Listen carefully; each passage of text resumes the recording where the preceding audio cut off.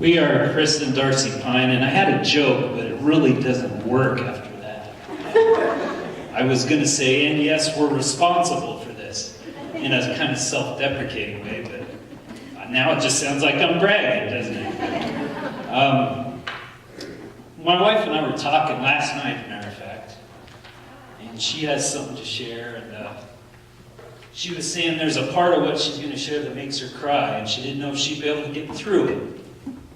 Well, I can almost guarantee you I won't get through it, so that's just the way it is, folks. It's not about my performance today anyway, so it's about Kimberly. Kimberly was our third child, and she always brags that she was the only one we planned. Well, that's sort of true, I suppose. We decided to have a third child, and our first two, we knew what the sex was before the baby came, but we did not know with Kimberly. We did that on purpose, and it's a girl. She came into the world with us just as surprised as anybody else at what the sex was, and I can remember that event. It seems so short time ago. But it wasn't. It was a long time. I'm just going to share a few memories, which are probably the worst thing to do when you're trying to keep your composure.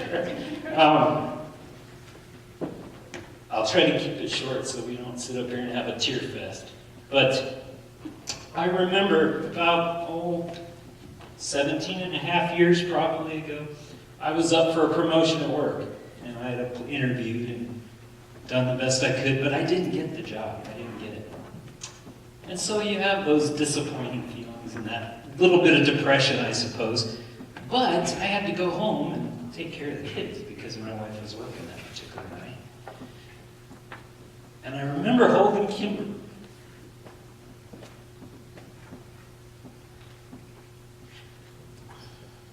Sorry. I was holding her. She was too little to hold her bottle herself. She was that small.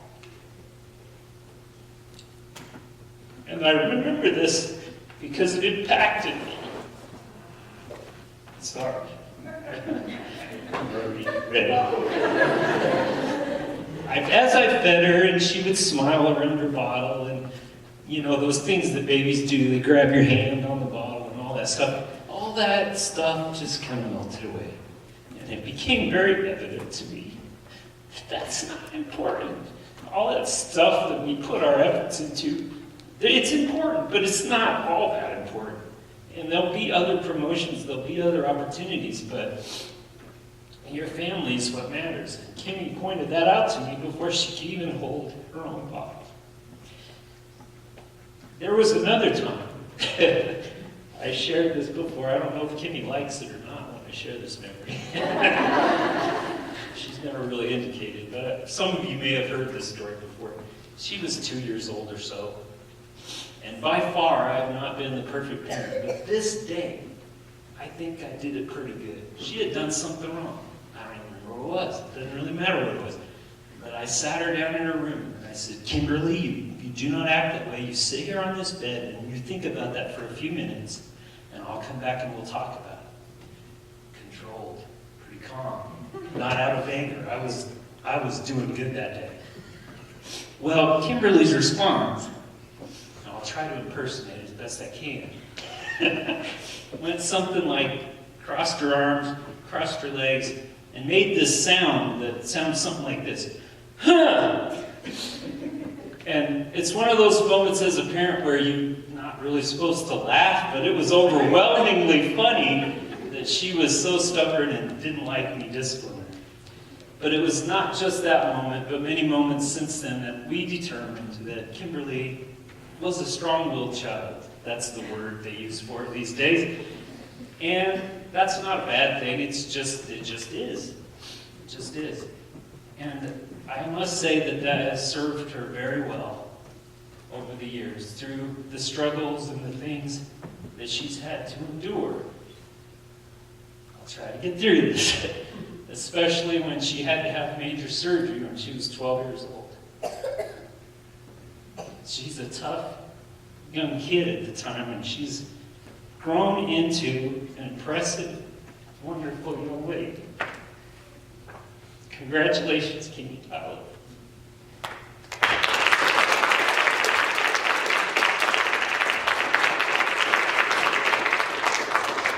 This is about Kimberly taking her next step, and I think she's shown that she's ready.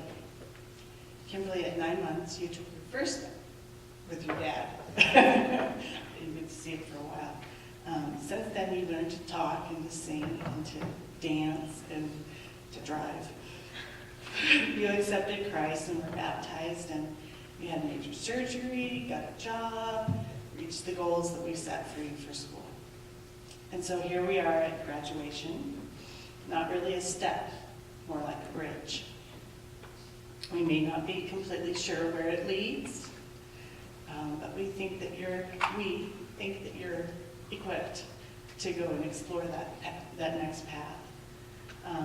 You're equipped because you know that you are loved by God and by all of us.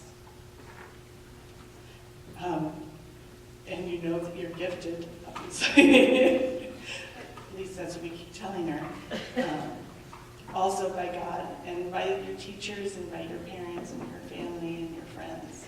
They've all given something to you. The people that have poured into your life have made you who you are today. Helped to make that, at least. You're strong and brave because you know that God is with you and that we've got your back. And we're just so proud of you. I have to use the notes or else I will not be able to finish. Now, our prayer is that you will continue to glorify God by sharing that love and those gifts that you have with those that are around you, and your strength with your friends and your family, bravely, as you explore what God has planned for you. So congratulations, my love. You may now turn your tassel.